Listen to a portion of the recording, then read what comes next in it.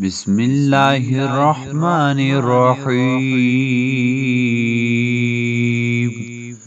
الحمد لله الذي أنزل على عبده الكتاب ولم يجعل له عوجا قيما لينذر بأسا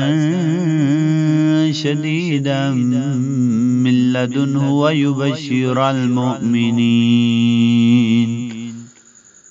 ويبشر المؤمنين الذين يعملون الصالحات أن لهم أجرا حسنا ماكثين فيه أبدا وينذر الذين قالوا اتخذ الله ولدا ما لهم به من علم ولا لآبائهم كبرت كلمة تخرج من أفواههم إن يقولون إلا كذبا فلعلك باخع نفسك على آثارهم إن لم يؤمنوا بهذا الحديث أسفا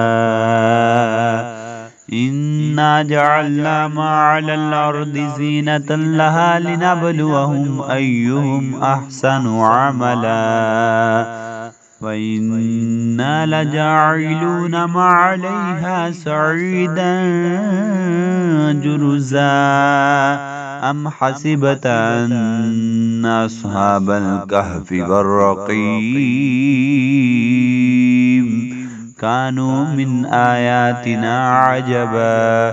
إذ أوى الفتية إلى الكهف فقالوا ربنا آتنا من لدنك رحمة